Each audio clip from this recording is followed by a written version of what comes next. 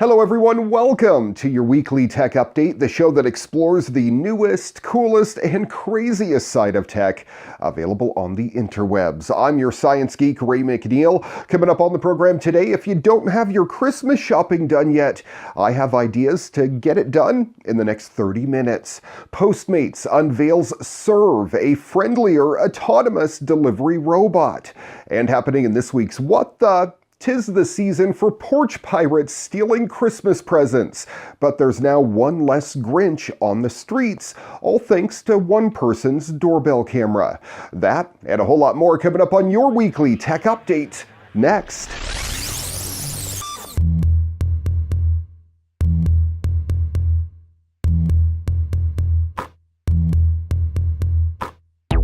Hi everyone. Sometimes it's better to pick out a gift for someone yourself, and other times it's a good idea to let that picky loved one choose their own gift. And if you've waited this long to buy gifts, that might be your easiest course of action. So I have some suggestions for you. This is where gift cards and subscriptions come in particularly handy. For TV lovers, you gotta check out subscriptions for HBO Now, Hulu Live TV, and then there's YouTube Premium. For gamers, you can always pick up a PlayStation, Xbox, Nintendo gift card, depending on the console they have, or if they're a computer gamer, I suggest a Steam gift card, which all of them I believe you can now get at your local grocery store.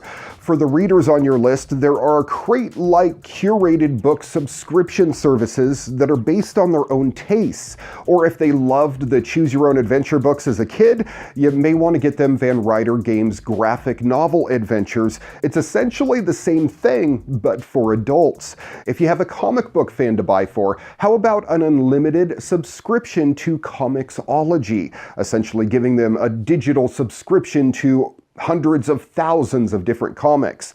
There is also Netflix, music streaming services like Pandora and Spotify, and don't forget about Amazon. An Amazon gift card is good for everyone because you can pretty much buy anything for anyone on Amazon these days. The point is, there is no excuse for not getting your shopping done in time, because now more than ever, you can sit at your computer or cuddle up on the couch with your phone and order all of your Christmas presents in the next 30 minutes for everyone on your list. San Francisco partially banned delivery robots because they obstructed pedestrians. So Postmates built one with eyes, turn signals, and a mandate to yield. Serve is Postmates' new, cooler meets autonomous stroller that it hopes can cut costs and speed up deliveries. The semi-autonomous rover uses cameras and LiDAR to navigate sidewalks, but always has a human pilot remotely monitoring a fleet of serves who can take control if there's a problem. There's even a help button, touchscreen, and video chat display that customers or passersby can use to summon assistance. Serve will be rolling out in various cities over the next year, starting in LA.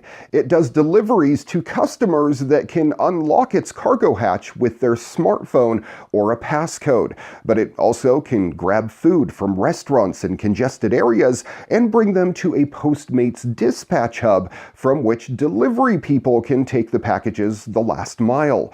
That could save Postmates money on delivery labor, but the company didn't provide any more info on how it might help transition carriers to other roles or careers because their jobs are being taken over by robots. Postmates spent the last couple of years piloting autonomous rovers built by Starship and Robbie before deciding only it had the on-demand experience to build the right bot. Serve can carry 50 pounds of goods for 25 miles on a single charge. That's enough to make around a dozen deliveries per day. Thanks to a low center of gravity achieved by building the battery into the bottom of the chassis, it's less likely to get cow-tipped as well. It uses Velodyne LiDAR and an NVIDIA Xavier processor to tell where it's going. Postmates could offer Serve not only to its customers, but to companies like Instacart, for which it handles outsourced deliveries. That business could pit Serve against delivery robot startups like Starship, Marble, and Robbie. There's also the question of what happens to the labor Serve replaces. Postmates spokesperson claims that Serve is about augmenting its fleet with superpowers rather than replacing. The company does 4 million deliveries per month total in more than 550 cities. Postmates might end up moving to an UberX Uber black car model where you'd pay more to have a human take your delivery upstairs and directly to your door, while you might actually pay less if you're willing to grab your order from the Serve robot out on the curb. Essentially, Postmates Serve is poised to turn human delivery into a luxury. I've always been very excited about electric cars and the technology that's being put in them, and car makers in Europe have been working together for quite a while now to develop and roll out a network of fast chargers for electric vehicles that could fit multiple vehicles all along a single route. And Switzerland's ABB launched a 350 kilowatt fast charger back in April that claimed to give EVs 120 miles of range for about 8 minutes of charge.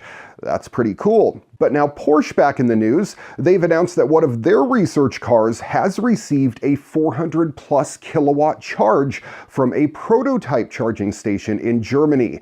The development is part of the Fast Charge research project launched in July 2016, which includes Siemens, BMW, and Porsche among its partners. The latest prototype ultra fast charging station has been installed near the A8 motorway and can output up to 450 kilowatts. That's 3 to 9 times as high as what is currently possible with DC rapid charging stations. Now, Porsche, which is due to release the all-electric Taycan next year, hasn't revealed much about its research vehicle, but has said that it has a net battery capacity of about 90 kilowatt hours and got enough juice from the prototype fast charge charger for 62 miles of range in just 3 minutes of charge time. The automaker says that this is all thanks to an innovative cooling system that helps ensure even temperature control in the battery cells. The prototype fast charge station can accommodate 400 volt and 800 volt battery systems, and the charging capacity is automatically adjusted to match the vehicle's maximum. The plug used was a combined charging system Type 2 variant, which is the standard now in all of Europe.